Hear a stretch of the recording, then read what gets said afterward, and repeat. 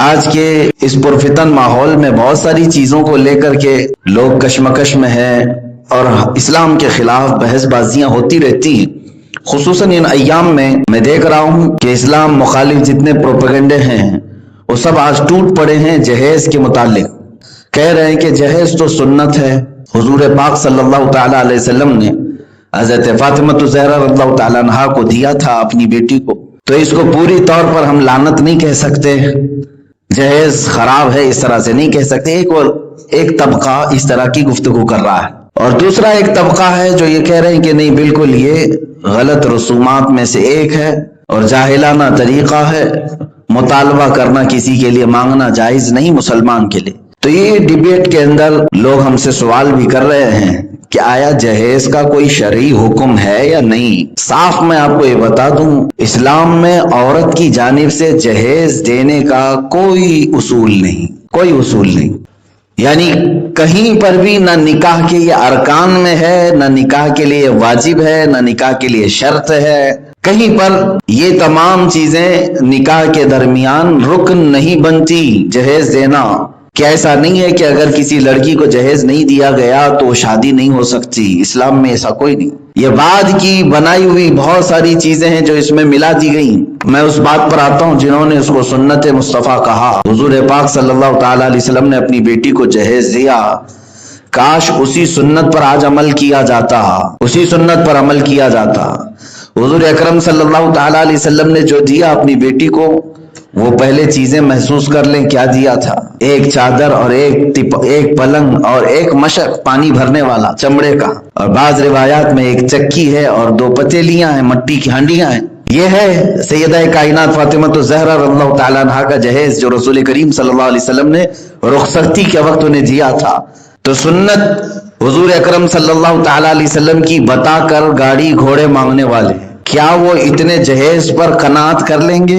اگر آج اپنی بیٹی کو کوئی باپ ایک چادر، ایک تکیہ اور ایک بستر دے کر کے بھیج دے تو کیا تم قبول کر لو گے؟ سنت کو بہانہ بنا کر ماں باپ پر بلا بن کر کے اترنے والے وہ جوانوں کے لیے میں آج کہتا ہوں، حضور اکرم صلی اللہ تعالیٰ علیہ وسلم نے جو دیا تھا اس کا پس منظر کسی کو نہیں معلوم، اللہ ماشاء اللہ جانتے ہیں اہل علم، لیکن اکثر جو آج بحث کر رہے ہیں کہ نہیں یہ سنت ہے، اس کو اس طرح سے خلاف بھی نہیں کہنا چاہیے۔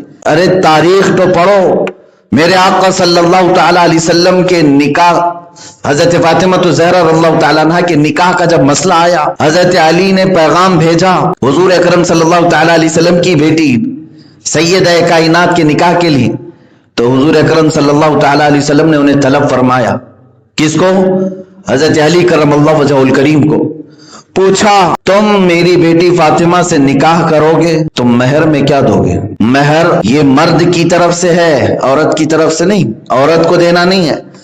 اسلامی جو نکاح ہے اس کا اصول، اس کا کانسیپٹ قرآن پاک کے نظر میں مرد ہی عورت کو دے گا۔ یہ تو بدلا ہوا ہے، یہاں پر عورت پورے مرد کو پال رہی ہے ہندوستان میں، شادی کر کے آتی ہے، حتیٰ کہ وہ جوڑا بھی جو شادی میں پہنتا ہے وہ عورت کے پیسوں کا پہن کے آتا ہے۔ نہیں ایسا رواج ہے۔ اسلام نے جو فضیلت بیان کی ہے، الرجال قوامون علی النساء بما فضل اللہ بعضهم علی بعض وبما انفقوا من اموالہم، اللہ فرماتا ہے مردوں کو اللہ نے حاکم بنایا ہے عورتوں پر، وہ اس لیے کہ اپنا مال عورتوں پر خرچ کرتے ہیں۔ مردوں کو فضیلت کیوں دی گئی ہے؟ کہ وہ اپنا کمایا ہوا مال عورتوں پر خرچ کرتے ہیں، اس لیے وہ حاکم ہے۔ اور اگر یہاں الٹا ہے، عورتیں اپنا مال اگر مردوں پر خرچ کر رہی ہیں تو یہ تو قانون الہی کو بدل رہا ہے۔ یہ رواج میرے عزیزو، حضور اکرم صلی اللہ تعالیٰ علیہ وسلم نے انہیں طلب فرمایا۔ حضرت علی سے پوچھا کہ کیا ہے تمہارے پاس مہر کے لیے؟ کہا کچھ بھی نہیں ہے، میرے پاس کچھ ابھی مال نہیں ہے۔ حضور اکرم صلی اللہ تعالیٰ علیہ وسلم نے پوچھا وہ تمہاری جو زرہ تھی، لوہے کا لباس جنگوں میں پہنا جاتا تھا، اسے زرہ کہتے ہیں، وہ کہاں ہے؟ کہا ہے میرے پاس۔ کہا اسے بیچو اور شادی کی رقم جمع کرو۔ یہ نہیں کہ میں بیٹی کا باپ ہوں اور میں سب دے دوں گا۔ حضرت علی رضی اللہ تعالیٰ عنہ نے اپنے وہ لوہے کی زرہ حضرت عثمان غنی رضی اللہ تعالیٰ عنہ کے ہاتھ بیچ دی۔ بعض روایات یہ بتاتی ہیں 480 درہم کے قریب مال اس وقت حضرت علی کے ہاتھ لگا۔ ایک زرہ بیچی تو اتنا مال آیا، اور وہ پورا پیسہ لا کر کے حضرت علی رضی اللہ تعالیٰ عنہ حضور صلی اللہ علیہ وسلم کی بارگاہ میں رکھ دی۔ حضور پاک صلی اللہ تعالیٰ علیہ وسلم نے انہی پیسوں میں سے حضرت ابو بکر، حضرت بلال اور کچھ صحابہ کو کہا کہ جاؤ ایک چادر لاؤ، تکیہ لاؤ اور کچھ سامان لاؤ میری بیٹی اور داماد کے گھر بسانے کے لیے۔ انہی پیسوں میں سے وہ سامان خریدا گیا جس کو آج جہیز سنت مصطفیٰ بتا رہے ہیں۔ اگر اس سنت پر عمل کرنا ہے تو اے دامادو پہلے پیسے بھیج دو، اپنے سسر کے گھر پہلے پیسے بھیج دو تاکہ تمہارے پیسوں سے تمہاری دلہن پورا جہیز لے کر کے آئے گی، تاکہ سنت پر عمل ہو جائے۔ حضور پاک صلی اللہ تعالی علیہ وسلم کی بارگاہ میں حضرت علی نے اپنے پیسے پورے بھیج دیے۔ اس کو کہتے ہیں مہر معجل، پہلے سب سے جلدی میں ادا کیا جانے والا مہر۔ حضرت علی نے مہر کے طور پر پورے پیسے دیے، اسی میں سے سیدہ کائنات فاطمہ الزہرا رضی اللہ تعالیٰ عنہا کا جہیز خریدا گیا، جس کو جہیز کہا جا رہا ہے۔ کس کے پیسوں سے آیا؟ شوہر کے پیسوں سے آیا، حضرت علی کے پیسوں سے آیا۔ اور اس کے بعد اتنا ہی نہیں، حدیث کی کتابوں میں یہاں تک موجود ہے کہ میرے آقا صلی اللہ تعالی علیہ وسلم نے حضرت فاطمہ کے لیے خوشبو خریدی، وہ بھی حضرت علی کے پیسوں سے، شوہر کے پیسوں سے، خوشبو تک اس پیسوں سے منگوایا اور پھر اپنی بیٹی کو رخصت کیا۔ اچھا، ایک تاریخی بات یہ ہے جس کا پس منظر بتایا نہیں جاتا، صرف حضور صلی اللہ تعالی علیہ وسلم نے اپنی بیٹی کو جہیز دیا تھا اور اس کو بنیاد بنا کر بعض لڑکے کے گھر والے اس کو سنت سمجھ کر زبردستی وصولنا چاہتے ہیں، انکم ٹیکس کی طرح۔ میرے عزیزوں، دوسری بات یہ بھی ہے کہ حضور پاک صلی اللہ تعالی علیہ وسلم کی اور بھی تو بیٹیاں تھیں، حضرت ام کلثوم ہے، حضرت سیدہ رقیہ ہیں، ان کا جہیز کہاں ہے؟ ان کے متعلق کوئی روایت کیوں نہیں بیان کی جاتی کہ ان کی بھی تو شادیاں ہوئی؟ حضرت سیدہ زینب، حضرت ام کلثوم اور حضرت رقیہ رضی اللہ تعالیٰ عنہ دونوں کی شادی انہما، دونوں کی شادیاں حضرت عثمان غنی سے ہوئی، لیکن کہیں پر بھی نہیں ملتا کہ حضور اکرم صلی اللہ تعالیٰ علیہ وسلم نے ان بیٹیوں کو رخصت کرنے کے وقت چادر، تکیہ اور پلنگ جیسے حضرت علی کے پیسوں سے دیا تھا، ایسے ان کو دیا ہے، ایسا کہیں نہیں ملتا۔ فطرتاً بات یہ تھی کہ حضرت علی حضور صلی اللہ علیہ وسلم کے پروردہ تھے، حضور صلی اللہ تعالی علیہ وسلم نے ہی ان کو اپنے گھر میں پالا تھا۔ وہ اگرچہ ان کے چچا کے بیٹے تھے لیکن بچپن سے میرے آقا نے ان کو پالا تھا۔ ایک طرف اپنا پروردہ بھتیجا بھائی ہے اور دوسری طرف اپنی سگی بیٹی ہے، تو دونوں کے گھر بسانے کے لیے سرپرستی تو رسول پاک ہی فرمائیں گے۔ اتنا ہوا تھا۔ یہ ہے جہیز کے متعلق جو روایات میں لوگ کشمکش میں مبتلا ہیں، میں اس کی وضاحت کرنا چاہتا ہوں۔ عزیزان گرامی، اب آتی ہے بات جو یہاں کے رسم و رواج کو میں یہ کہتا ہوں، یہ ہندوانہ رسم و رواج ہیں۔ یہاں پر ہندوستان میں ہندوؤں کے اپنے اصول یہ تھے کہ جب بیٹی کی شادی کر دی جائے تو سارا مال اس کو دے کر رخصت کر دیں، اس لیے کہ بیٹیوں کا باپ کے حصے میں، باپ کی وراثت میں کوئی حصہ نہیں رکھا جاتا۔ بیٹیاں پہلے یہاں پر باپ کی وراثت میں سے کوئی حصہ نہیں پاتی تھیں، اور یہی کہا جاتا تھا کہ ہم نے شادی کر کے تجھے دے دیا، جو مال شادی میں خرچہ کیا وہی سمجھ لے۔ اب باپ کے مرنے کے بعد جو بیٹے موجود ہیں صرف وہی وراثت لیتے تھے۔ یہ ہندوانہ رسم و رواج، اسی کو ایڈاپٹ کیا، اسی کلچر کو بعض مسلمانوں نے اپنے معاشروں میں قبول کیا، اور آج تک بعض جاہل اسی پر عمل کرتے ہیں۔ بہت سارے جاہل ایسے ہیں جو کہتے ہیں ہم نے تو اپنی بہنوں کو نکاح میں سب کچھ دے دیا تھا، اب ہمارے باپ کی جو وراثت ہے وہ صرف ہماری ہے۔ یاد رکھو، اگر ایک پائی بھی تم نے اپنے بہن کا ہڑپ لیا تو یہ قیامت کے دن آگ کا توق بنا کر کے ڈالا جائے گا، آگ کا توق ہار بنا کر کے قیامت کے دن ڈالا جائے گا۔ بیٹیوں کا حق ہے ان کے ماں باپ کے مال میں، اگرچہ شادی کر کے گئی ہوں۔ یہی تو اسلام کا عدل و انصاف ہے کہ عورت کمزور مخلوق ہے، اسے اس کے شوہر کی طرف سے بھی اسلام دلاتا ہے اور اس کے باپ کی طرف سے بھی اسلام دلاتا ہے، دونوں جانب سے وہ عورت حصہ پائے گی، لیکن حصہ کمتر ہے۔ جیسے بعض مغرب زدہ لوگوں نے ہم سے سوال کیا تھا کہ اسلام میں بیٹی کا کتنا حصہ ہے؟ کہا قرآن پاک میں للذکر مثل حظ الانثیین، مرد کو اگر ایک حصہ دیا جائے گا باپ کے مال میں سے تو عورت کو، بیٹی کو آدھا حصہ دیا جائے گا۔ یا یوں سمجھ لیں باپ نے 30,000 روپے چھوڑے ہیں، ایک بیٹا ہے ایک بیٹی ہے، کتنا دیا جائے گا؟ تو ہم نے کہا 20,000 لڑکے کو، 10,000 لڑکی کو دیا جائے گا، یعنی دگنا لڑکے کو ملے گا، ایک حصہ لڑکی کو ملے گا۔ تو جھٹ سے انہوں نے اعتراض کیا یہ تو اسلام کا ظلم ہے بیٹیوں کے اوپر، بیٹی کمزور ہے، بیٹی کماتی نہیں ہے، باوجود اس کے اسلام نے اس کو آدھا رکھا، بیٹے کو اتنا زیادہ دیا ہے، بیٹا تو کما سکتا ہے۔ تو ایک طرفہ یہ اعتراض ہے میرے عزیزو، اسلام نے ایک رتی برابر بھی کسی پر ظلم نہیں رکھا۔ یہاں اپنے باپ کے ذریعے سے وہ آدھا ضرور پا رہی ہے، لیکن جہاں وہ نکاح کر کے جاتی ہے اپنے شوہر سے بھی اپنا ترکہ ضرور پاتی ہے۔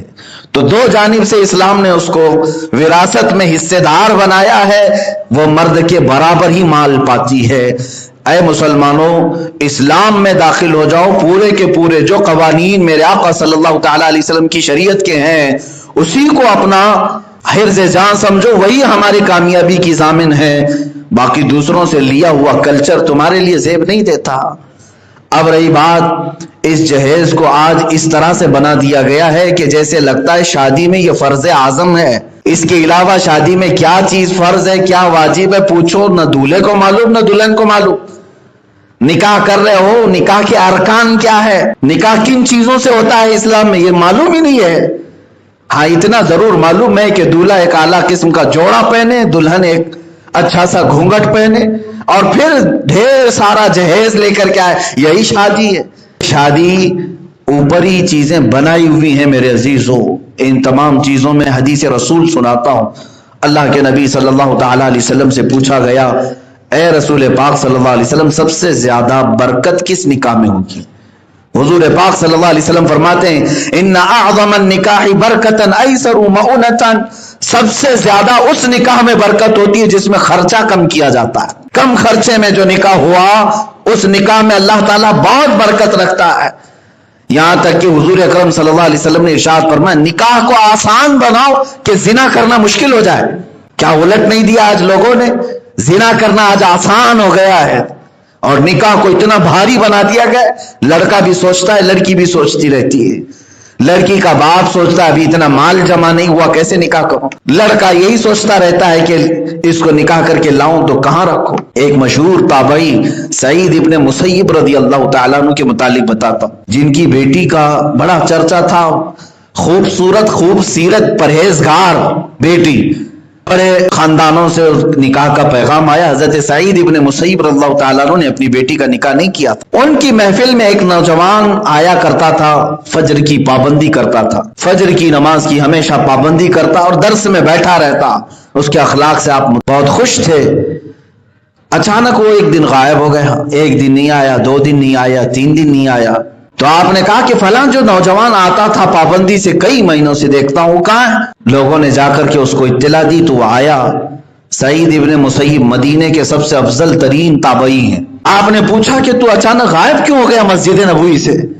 کہنے لگا کہ حضور میری بیوی کا انتقال ہو گیا، وہ فوت ہو گئی تو میں مصروف ہو گیا گھر کے کام کاج میں اکیلا ہو جاتا ہوں، گھر میں اور کوئی نہیں ہے۔ تو آپ نے فرمایا کیا دوسری شادی نہیں کرتا؟ اس نے کہا مجھ جیسے فقیر کو کون اپنی بیٹی دے گا، اب میرے پاس اتنا مال نہیں ہے کہ میں مہر دے کر کے کسی کی بیٹی نکاح میں لے آؤں۔ حضرت سعید ابن مسیب رضی اللہ تعالیٰ عنہ نے اس نوجوان کو طلب کیا اور کہا کیا تیرے پاس 2 درہم ہیں؟ کہا کہ ہاں، 2 سے 10 درہم تک تو میرے گھر میں موجود ہیں، وہ لے کر کیا میں اپنی بیٹی تیرے ساتھ نکاح کرتا ہوں۔ وہ مدینہ طیبہ کی مشہور عابدہ زاہدہ جس کے نکاح کے پیغام بڑے لوگوں کے ہاں سے آتے تھے، حضرت سعید ابن مسیب رضی اللہ تعالیٰ عنہ صرف 2 درہم کے عوض میں اپنی بیٹی اس کو بیاہ دی، ایک فقیر کو۔ یہاں سے یہ پتہ چلتا ہے کہ اسلام نے نکاح کو آسان بنایا ہے، اور دونوں طرف کی غلطیاں ہمیں یہاں محسوس ہوتی ہیں۔ جن کی بیٹیاں ہیں وہ رکھے ہوئے ہیں اپنی بیٹیوں کو اور تلاش کر رہے ہیں اچھا بکرا ملے۔ ہاں ظاہر سی بات ہے، تمہاری نیت میں بھی تو کھوٹ ہے، نوکری والا تلاش کرنا ہے، انجینئر مل جانا چاہیے، ڈاکٹر مل جانا چاہیے، حرام حلال کیا کماتا ہے یہ نہیں دیکھا جائے، بڑی جائیداد ہو، پراپرٹی ہو۔ ظاہر سی بات ہے جب تم نے ہرس کیا ہے اپنے داماد کے اندر تو بدلے میں تمہاری بیٹی سے بھی تو وہ ہرس ہی کرے گا۔ بیٹیاں رکھنے والے یہ کیوں نہیں سوچتے کہ اگر نوجوان کمانے کے قابل ہے، کم کماتا ہو لیکن اللہ کے کوئی قرضے باقی نہیں رکھتا، انشاءاللہ العزیز وہ تمہاری بیٹی کا بھی کوئی قرضہ باقی نہیں رکھے گا۔ اس چیز کو تو دیکھنا ہی نہیں، آج یہ کبھی نہیں پوچھتے جا کر کے، بلکہ سب سے پہلے پوچھتے ہیں ڈگری ہوئی ہے کہ نہیں، گریجویٹ ہے نا، کالج کتنا پڑھا ہے، چاہے وہ قرآن میں الف سے با بھی نہ آتا اسے، یہ سوال بھی نہیں ہوتا۔ اسے پوچھا کہ ارکان اسلام معلوم ہے، شرائط اسلام معلوم ہے، آپ مسلمان ہیں اور مسلمان سے اپنی بیٹی نکاح کر رہے ہیں، ان تمام چیزوں کو کیوں نہیں دیکھا جاتا؟ دو طرفہ خرابیاں ہیں جس کی وجہ سے زندگیاں آج جہنم بنتی جا رہی ہیں۔ یہ جو خودکشی تک کے معاملات آ رہے ہیں، کیوں آ رہے ہیں؟ اس میں ماں باپ کا بھی قصور ہے، ماں باپ کی غلطیاں ہیں۔ میں بیٹیوں کے باپ سے یہی کہوں گا کہ تم نے اپنی بیٹیاں پالی ہیں بازار میں بیچنے کے لیے نہیں، تمہارے اپنا وہ لخت جگر ہے، تمہارے جگر کا ایک ٹکڑا ہے۔ تم جب کسی کے گھر اسے رخصت کر رہے ہو تو اللہ اس کے رسول کے نام پر، آج بھی ہمارے گھروں میں یہ رواج ہے یا نہیں، جب ہماری بیٹی رخصت ہوتی ہے تو اللہ کا کلام قرآن مقدسہ لے کر کے گھر سے جاتی ہے، آج بھی ہے رواج۔ میرے عزیزو، یہی ہمارے بزرگوں کا تھا طریقہ۔ بیٹی جب گھر پر جاتی تھی، اپنے شوہر کے گھر والے آ کر پوچھتے کیا لائی ہے تو کہتی قرآن پاک لے کر آئی، لیکن وہ اب صرف رسم کے لیے قرآن دیا جا رہا ہے، باقی تو سب جہیز کے نام پر کیا اس کو اٹھا کر کے ڈالا جاتا ہے، پھر اس میں ایک چیز پر اس کے گھر والے اسے تنگ کرتے ہیں۔ ایک بات یاد رکھنا، دنیا کے طلبگار کا پیٹ کبھی نہیں بھر سکتا، حدیث پاک میں ہے یہاں تک کہ قبر کی مٹی بھی اسے بھر سکتی ہے، باقی اس کا پیٹ کبھی نہیں بھرے گا۔ جو تم سے آج مطالبہ کیا تھا کہ اتنا مال چاہیے، یہ یاد رکھ لینا کہ وہ کبھی خاموش نہیں رہے گا۔ 1 لاکھ کا مطالبہ کرنے والا شادی کے 2 سال کے بعد 2 لاکھ پھر مانگے گا، اس کے بعد پھر مانگے گا۔ جو واشنگ مشین مانگتا ہے وہ مکسر بھی مانگتا ہے، جو بائک مانگتا ہے وہ پھر کار بھی مانگے گا، اس لیے کہ ایک بار کتے کے منہ پر دہی لگ جائے تو پھر کتا لالچی بن جاتا ہے اور چوری کر کے دہی کھانا چاہتا ہے۔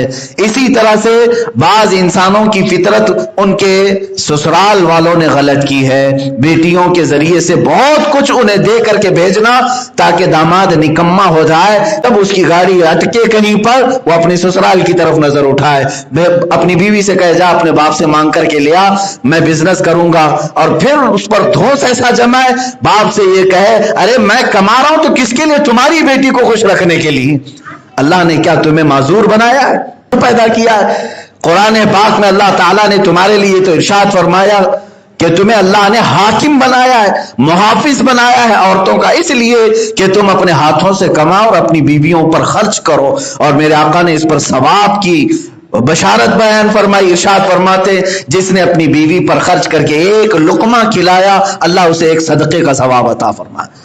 اور یہ بھی پوچھا حضور اکرم صلی اللہ تعالی علیہ وسلم سے افضل چیز کیا ہے، رات میں تنہائی میں نفل پڑھے یا کوئی اور عبادت؟ حضور اکرم صلی اللہ علیہ وسلم نے فرمایا تنہائی میں نفل نماز ادا کرنے سے بہتر اپنی بیوی کو حلال طریقے سے رات میں خوش رکھنا، یہ اس سے بہتر چیز ہے، اس سے بہتر ہے، کیونکہ کمزور مخلوق تیرے گھر آئی ہے تو اس کی پرورش کر، نہ یہ کہ اس کے باپ کے مال پر اپنی عمارت کھڑی کر۔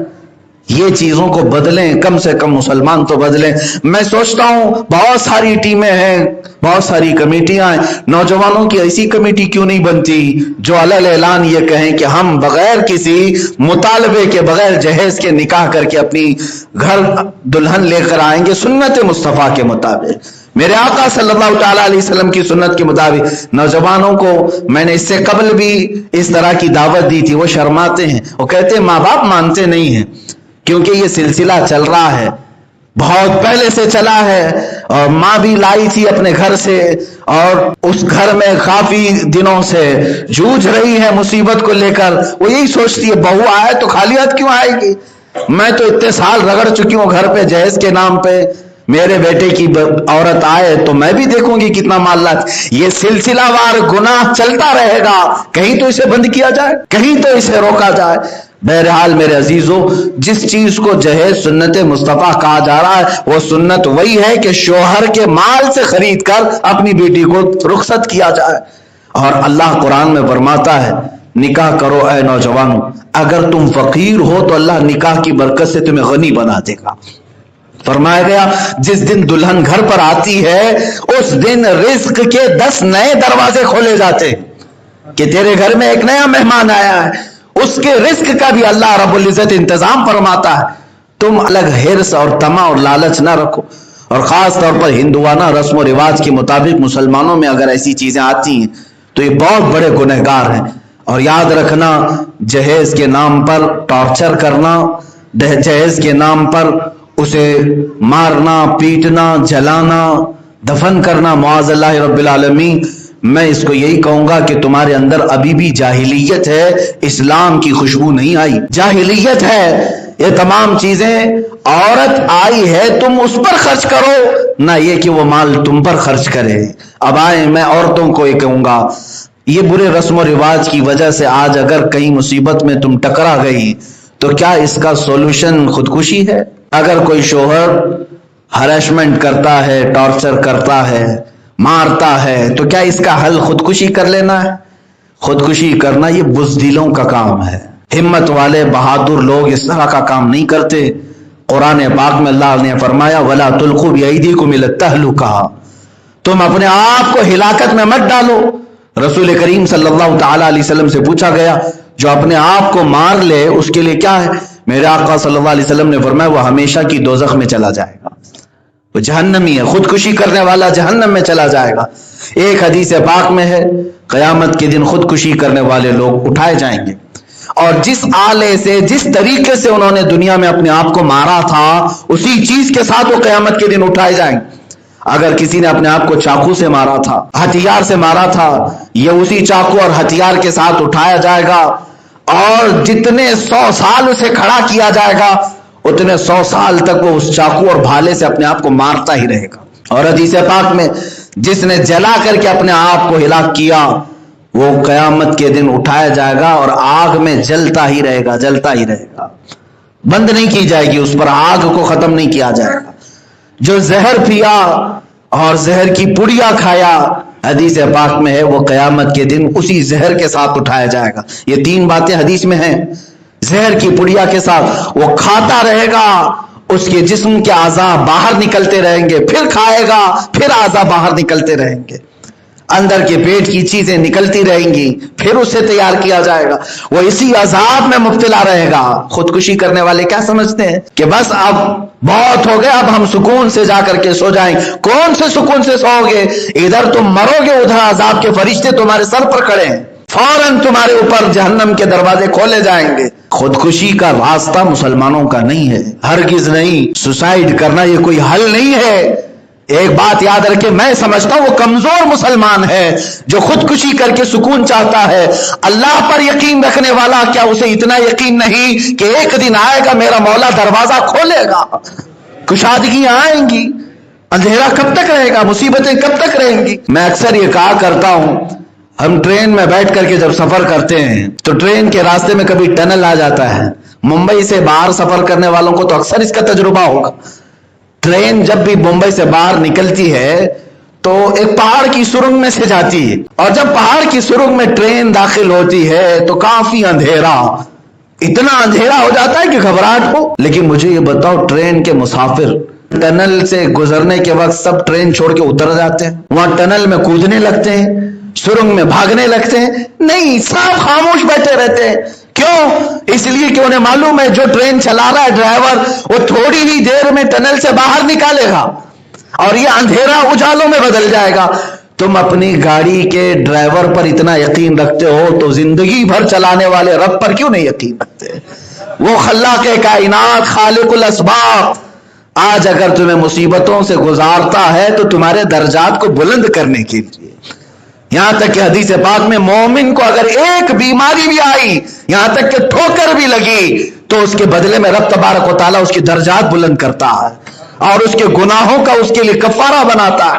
عورتیں اگر مصیبت میں آتی ہیں، اپنے شوہروں کے ساتھ کوئی اس طرح کی انہونی ہوتی ہے تو صبر کریں، اس لیے کہ فرمایا گیا جو عورت اپنے مرد کے ظلم پر برداشت کر کے صبر کر لے گئی وہ قیامت کے دن سیدہ بی بی آسیہ کے ساتھ اٹھائی جائے گی. دنیا کی سب سے پاک باز خواتین میں سے حضرت آسیہ رضی اللہ تعالیٰ عنہا جو فرعون کی بیوی تھی، زندگی بھر انہیں ظلم دیا، ان کے بالوں کو پکڑ کر کے وہ لٹکا دیتا، ہاتھوں میں کیل ٹھوکتا، پھر بھی وہ اپنے رب ذوالجلال پر ایمان رکھتی تھی، اللہ پر ایمان رکھتی تھی. عورتوں سے یہ گزارش ہے، خودکشی حل نہیں ہے، سوسائڈ حل نہیں ہے. اور مصیبتیں آتی ہیں، ایک نہ ایک دن یہ نکل کر کے واپس پھر خوشحالی کی طرف تمہیں لایا جائے گا. اور اللہ رب العزت مومن کو جو مصیبت دیتا ہے وہ اس کے گناہوں کا کفارہ ہوتا ہے یا درجات کی بلندی ہوتی ہے، دو میں سے ایک ہوگا۔ اس لیے عورتوں کو چاہیے کہ صبر کریں۔ میں دونوں کو یہ تلقین کروں گا، برے رسم و رواج سے اپنے آپ کو آزاد کر لیں، برے رسموں سے آزاد کریں، تاکہ بعد میں یہ بات آنے نہ پائے کہ ہماری بیٹی جہیز کی وجہ سے ماری گئی ہے۔ میر تقی ایک شاعر ہے، انہوں نے اپنی بیٹی کا نکاح کرنے کے لیے جہیز کے لیے مال جمع کیا تھا، یہاں تک کہ سنا کہ اپنی پوری زمینیں بیچ کر کے اپنی بیٹی کا نکاح کیا تھا، ایک بڑے شاعر۔ تو شادی کرنے کے بعد ان کی بیٹی کو جب پتا چلا کہ ان کے باپ نے نکاح کے لیے میرے جہیز کے لیے پوری زمینیں بیچ دی، گھر بیچ دیا تھا، تو بیمار ہو گئی، غم میں اتنی بیمار ہوئی کہ موت ہو گئی لڑکی کی۔ باپ آئے، بہت جہیز دیا تھا، اور باپ آ کر کے اپنی بیٹی کا چہرہ دیکھا، اس کے بعد انہوں نے ایک اپنی زندگی کا آخری شعر کہا تھا کہ میں نے اپنی بیٹی کو ساری چیزیں دے دی تھی، لیکن بھول گیا تھا اس جہیز میں ایک کفن کو بھی دینا تھا، کفن میں نہیں دے سکا، وہ چیز کمی رہ گئی تھی۔ میرے عزیزو، کسی کے باپ کی بیٹی اپنے گھر پر لا کر اتنا اسے نہ ستاؤ کہ قیامت کے دن وہ تمہارے خلاف مقدمہ کرے۔ اور جانور کے چہرے پر ہاتھ مارنے سے حکم حدیث کا یہ ہے، قیامت کے دن وہ جانور کو زندہ کیا جائے گا، وہ اپنی سینگوں سے اس کے پیٹ میں مارے گا، بدلہ لے گا۔ جانور کو مارنے کا حکم یہ ہے۔ عورت تو اللہ کی مخلوق ہے اور اشرف المخلوقات ہے، تمہارے لیے تمہارے گھر کی برابر کی پارٹنر بن کر آئی، تمہارے اولاد جس کے ذریعے سے تمہاری نسل چل رہی ہے وہ سب مجمع ہے تمہاری زندگی کا ایک بہترین، وہ ایسی کھیتی ہے جہاں سے نہ جانے کتنی فصلیں نکلنے والی ہیں تمہاری اولاد کے ذریعے سے، تمہارے گھر کے ذریعے سے۔ بلکہ اللہ سے ہمیشہ یہی دعا کرو، عورتوں کے لیے اور مردوں کے لیے یہ دعا میں تلقین کر کے جا رہا ہوں قرآن پاک کی، جن کے گھر اس طرح کے آتش کدے بن گئے ہیں، یعنی ہر وقت غصے اور بھڑکنے والی آگ ہی لگی رہتی ہے دونوں طرف سے، ان کے لیے یہ دعا ہے، ربنا هب لنا من ازواجنا وذرياتنا قرة اعین واجعلنا للمتقین اماما۔ یہ قرآن پاک کی آیت ہے جس میں اللہ نے خود بندوں کو سکھایا، یوں کہو اے ہمارے رب، ربنا هب لنا من ازواجنا، عورتیں دعا کریں تو اپنے شوہروں کے لیے آ گیا اس میں، مرد اگر دعا کریں تو اپنی بیویوں کے لیے اس میں بات آ جائے گی، الگ کرنے کی ضرورت نہیں، ایک ہی دعا ہے دونوں کے لیے، ربنا هب لنا من ازواجنا وذرياتنا قرة اعین، اے ہمارے رب ہماری بیویوں میں یا ہمارے شوہروں میں اور ہماری اولاد میں ہماری آنکھوں کی ٹھنڈک عطا فرما دے۔ یہ دعا جس کی قبول ہو گئی، انشاءاللہ بیوی شوہر کے لیے راحت ہے اور شوہر بیوی کے لیے راحت ہے اور اولاد اپنے ماں باپ کے لیے راحت ہے۔ محبوب الہی نظام الدین اولیاء، دنیا میں اولیاء میں دو محبوب ہوئے ہیں، ایک محبوب سبحانی اور ایک محبوب الہی۔ محبوب الہی کا مقام کیا ہے اس سے آپ اندازہ کریں گے۔ آپ کے زمانے میں موجود اولیاء کرام میں ایک اور نام ملتا ہے، حضرت بو علی شاہ قلندر پانی پتی رحمت اللہ تعالی، یہ محبوب الہی کے زمانے کے ولی، پانی پت کبھی آپ گئے ہوں زیارت کے لیے، حضرت ابو علی شاہ قلندر، ان کا بھی مقام بڑا بلند ہے، امیر خسرو محبوب الہی کے خاص خادموں میں سے، بڑے چہیتے مریدوں میں سے۔ ایک بار آپ کا گزر حضرت ابو علی شاہ قلندر کے پاس سے ہو رہا تھا، مغرب کے بعد ابو علی شاہ قلندر کی محفل لگتی تھی، یہ ہر ہفتے کی بات تھی، غالباً ہر جمعرات کو ان کی ایک محفل لگتی تھی مغرب سے عشاء کے بیچ۔ اس محفل کا جو سب سے بڑا خاصہ تھا وہ کیا تھا جانتے ہیں؟ اس محفل کا سب سے بڑا خاصہ یہ تھا کہ حضرت ابو علی شاہ قلندر رحمت اللہ تعالی علیہ، جتنے مریدین اس محفل میں آتے تھے، توجہ چاہتا ہوں، جتنے مریدین اس محفل میں آتے تھے جمعرات کے دن مغرب سے عشاء کے بیچ، جب محفل ختم ہوتی سب سے کہتے آنکھیں بند کر لو، سب آنکھیں بند کرتے، اور حضرت ابو علی شاہ قلندر سارے مریدین کو حضور پاک کا دیدار کراتے تھے۔ سبحان اللہ، رسول کریم صلی اللہ علیہ وسلم کے دربار میں لے جاتے سیدھے، اور جو بھی محفل میں حاضر ہوتا رسول پاک کی زیارت کرتا۔ سبحان اللہ، سبحان اللہ۔ یہ ہم نے سنا، امیر خسرو بھی گئے ہیں، مرید تو محبوب الہی کے ہیں، محفل میں گئے اور اس کے بعد بیٹھے تو حقیقت میں آنکھیں بند کرنے کے بعد بارگاہ رسالت کی حاضری نصیب ہوئی. لیکن جب اٹھ کر کے جانے لگے تو ہم اثر زمانہ تھا, ایک ہی زمانہ ہے, محبوب الہی کا بھی, ابو علی شاہ قلندر کا بھی. ابو علی شاہ قلندر نے کہا خسرو دیکھ ہماری محفل کہاں تک پہنچی ہے, رسول کریم صلی اللہ علیہ وسلم کے دربار تک ہم نے تم کو پہنچایا, وہاں بہت سارے اولیاء بھی تھے, بہت سارے لوگ بیٹھے ہوئے تھے, لیکن تیرے پیر کو بھی وہاں کہیں دیکھا تو نے؟ رسول پاک کے دربار میں کہیں اپنے پیر کو بھی دیکھا؟ امیر خسرو نے نہیں دیکھا تھا, غم میں آ گئے.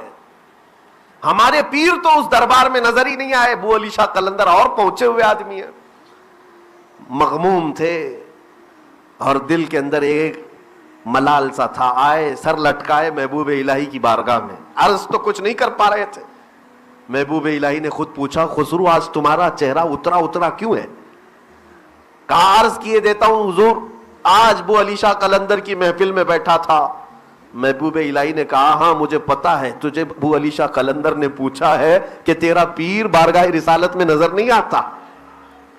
امیر خسرو نے کہا حضور دل کی حالات آپ بہتر جانتے ہیں, میں نے اپنے پیر کو وہاں پر نہیں پایا, اس لیے میں دل کے اندر ایک ملال سا محسوس کر رہا ہوں. محبوب الہی نے کہا کہ میں بارگاہ رسالت میں تجھے نظر نہیں آیا اور تو کبیدہ خاطر ہو گیا, پھر سے جا اس دربار, واہ واہ, پھر جانا ابو علی شاہ قلندر کی محفل میں. کہا پھر کیا کروں؟ کہا اب کی بار جب وہ زیارت کرائیں رسول پاک کی محفل میں ختم ہونے کے بعد, تو اس سے مت پوچھنا, خود رسول پاک سے پوچھنا میرا پیر کہاں ہے. اگر رسول پاک صلی اللہ علیہ وسلم کی بارگاہ میں تیری رسائی ہوتی ہے تو خود حضور سے پوچھ لینا. امیر خسرو انتظار کرتے رہے. وہ دن آیا جب ابو علی شاہ قلندر کی محفل لگتی تھی. گئے دربار میں بیٹھے, بہت مریدین کا ہجوم ہوتا. محفل ختم ہونے کے بعد اعلان ہوا کہ اپنی آنکھیں بند کر لیں. سبوں نے آنکھیں بند کر لی. امیر خسرو کہتے ہیں میں بھی بند کیا, لیکن آج مجھے ڈھونڈنا ہی تھا کہ میرا محبوب کہاں ہے. میرے عزیزو, امیر خسرو کہتے ہیں جب دربار رسالت میں حاضری ہوئی تو بہت سے اولیاء کو میں نے دیکھا, بہت سارے اولیاء وہاں تھے. میں ادب سے بڑھ کر گیا. عالم کشف کی بات ہے یہ, عالم کشف جو اولیاء کاملین کو عطا ہوا ہے. خسرو کہتے ہیں میں نے بارگاہ رسالت میں عرض کیا یا رسول اللہ صلی اللہ علیہ وسلم, آپ کے دربار میں یہ غلام کی حاضری تو ہو گئی, میرا پیر نظام الدین کہیں نظر نہیں آتا. حضور پاک صلی اللہ علیہ وسلم نے فرمایا خسرو ایک منزل اور اوپر چڑھ جاؤ, ایک منزل اور اوپر چڑھ جاؤ. خسرو کہتے ہیں ایک منزل میں اوپر چڑھا زینے سے, وہاں جا کر دیکھا تو وہاں پر بھی محفل لگی ہوئی ہے, وہاں پر بھی رسول پاک بیٹھے ہوئے, مجلس وہاں پر بھی ہے, اولیاء کی محفل وہاں پر بھی ہے. خسرو کہتے ہیں اس محفل میں ڈھونڈنے لگا, وہاں پر بھی نہیں ملے. پھر عرض کیا آقا یہاں بھی نہیں دکھ رہے ہیں. حضور نے فرمایا خسرو ایک اور منزل اوپر جا. سبحان اللہ, واہ, وہ کہتے ہیں اور ایک منزل اوپر گیا, وہاں پر بھی رسول پاک مسند نشین ہے, اولیاء کی محفل لگی ہے, دربار ہے. امیر خسرو کہتے ہیں وہاں بھی میں نہیں پایا. پھر شکایت کی, یہاں تک کہ حضور پاک مجھے منزلیں چڑھاتے رہے. چھٹی منزل پر گیا, چند اولیاء رہ گئے, چند ہی تھے, ہجوم نہیں تھا. میں نے وہاں پہ بھی کہا تو حضور نے فرمایا کہ اور ایک منزل چڑھ. جب 7ویں منزل پر میں چڑھ کر دیکھا رسول پاک صلی اللہ تعالی علیہ وسلم مسند نشین ہے, اور دائیں اور بائیں 2 بزرگ ہیں, اور سامنے محبوب الہی بیٹھے ہوئے ہیں. 3 لوگ بیٹھے تھے. اور اس کے بعد جیسے ہی محبوب الہی کو حضور کے قدموں میں بیٹھا دیکھا, امیر خسرو کی آنکھ کھل گئی اور وجد میں رقص کرتے ہوئے واپس آئے. شب جائے کہ منبودم, پکارتے ہوئے رقص کرتے ہوئے آئے کہ خدا خود میر محفل میر مجلس بود اندر لا مکان. یہ فارسی کے اشعار جو امیر خسرو کے لکھے ہوئے ہیں, میں پہلے سے کہہ رہا ہوں, میں مقرر آدمی نہیں, اشعار بھی یاد نہیں رہتے. امیر خسرو گنگناتے ہوئے آئے, اور جب بارگاہ محبوب الہی میں پہنچے, چونکہ اپنے مرشد کو دیکھ لیا تھا. کہاں دیکھا؟ مصطفیٰ کے قدموں میں دیکھا تھا. لیکن 2 بزرگ اور بھی بیٹھے ہوئے تھے, ان کی طرف نظر ہی نہیں گئی, نظر نہیں گئی. امیر خسرو پہنچے دربار محبوب الہی میں، تب انہیں خیال آیا اور بھی تو کچھ لوگ تھے۔ محبوب الہی نے آتے ہی استقبال کیا، کہا خسرو آج مراد پوری ہوئی۔ وہ رقص کر رہے تھے، وجد میں تھے، اور اس کے بعد پھر محبوب الہی نے یہ بھی کہا کہ تو یہ سوچتا ہے کہ وہاں اور کون تھے؟ رسول پاک صلی اللہ علیہ وسلم کے دائیں جانب شیخ عبد القادر جیلانی تھے اور بائیں جانب شیخ معین الدین چشتی اجمیری تھے۔ میرے عزیزو، یہ میں نے بات